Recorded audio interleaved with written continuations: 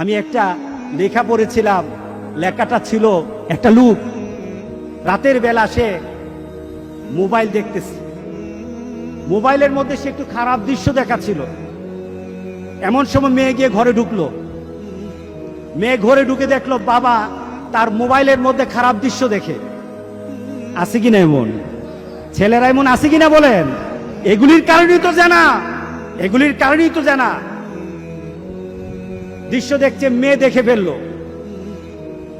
মেয়ে তখন বাবাকে বলল, বাবা তোমার লজ্জা লাগলো না? লজ্জা করে না? একটা শব্দ বলেছে, লজ্জা করে না বাবা, লজ্জা করে না বাবা। মেয়েটা ঘরে চলে গেল। সেই বাবা যন্ত্রণায় ভুগতে আরম্ভ করলো, আরে আমার মেয়ে দেখে ফেললো, আমার মেয়ে কি কথাটা বলেছে, লজ্জা করে না বাবা।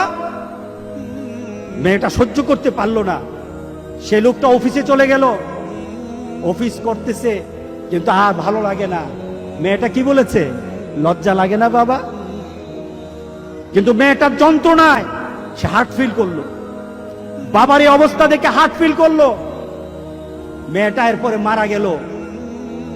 বাবা যখন বাড়িতে ফিরে আসলো, মেয়েটা বাবার মাথাটা নোয়া, লজ্জিত একটা মুখ।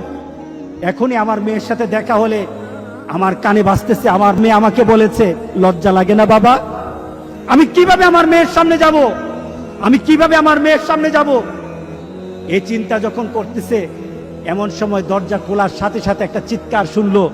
স্ত্রী চিৎকার বলতেছে, আমার মেয়েটা মারা গেছে, আমার মেয়েটা মারা গেছে। বাবার কানে তখন বাজতেছিল রাতের কথা, লজ্জা লাগে না বাবা। তার দাফন হলো, তার জানাজার ব্যবস্থা হলো।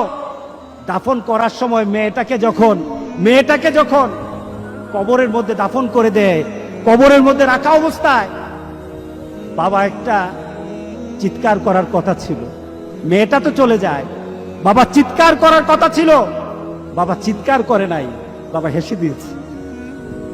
বাবা হেসে দিল। তাকে জিজ্ঞাসা করলো, তুমি হাসছো কেন? আমার মেয়েটা চলে গেছে, আমার কলিজার টুকরাটা চলে গেছে, কিন্তু আমার জীবনের মধ্যে একটা আঘাত দিয়ে পরিবর্তন করে গেছে। যেই নীতিতে আমি আমার চরিত্রকে নষ্ট করছি, আমার ঈমানকে নষ্ট করে দিতেছি, আমার মেয়েটা হারিয়ে ফেলেছি, কিন্তু আমি আমার আখিরাতকে বুঝে ফেলেছি, আমি আমার আখিরাতকে বুঝে ফেলেছি। আজকে সমাজের যারা প্রিভেন্টিভ করছেন না, আপনি চিন্তা করছেন আপনার মেয়েটা কিন্তু একদিন আপনার জন্য বিপদ হয়ে যাবে, আপনার জন্য বিপদ হয়ে যাবে। এই মেয়েটা যদি চরিত্রবান হয়, তাহলে আপনার জন্য এটা কাল হাসুরের দিন আপনার জন্য অনেক কিছু পাওয়া হবে। আর এই মেয়েটা যদি চরিত্রহীন হয়, তাহলে মনে রেখে দিয়েন, আপনার মেয়ে কিন্তু আপনাকে ছাড়বে না, আপনার মেয়ে আপনাকে ছাড়বে না। সুতরাং আমরা যদি হতে চাই ভালো একটা বাবা হবো, রাজি আছে সবাই? এই দুশ্চরিত্র স্বভাব যার মধ্যে আছে, যেই বাবার মধ্যে দুশ্চরিত্র স্বভাব আছে, এই কারণেই মেয়েগুলি খারাপ হয়, ছেলেগুলি খারাপ হয়। বাবা নামাজ নাই, মেয়ের নামাজ নাই, মার নামাজ নাই, মেয়ের নামাজ নাই, ছেলের নামাজ নাই।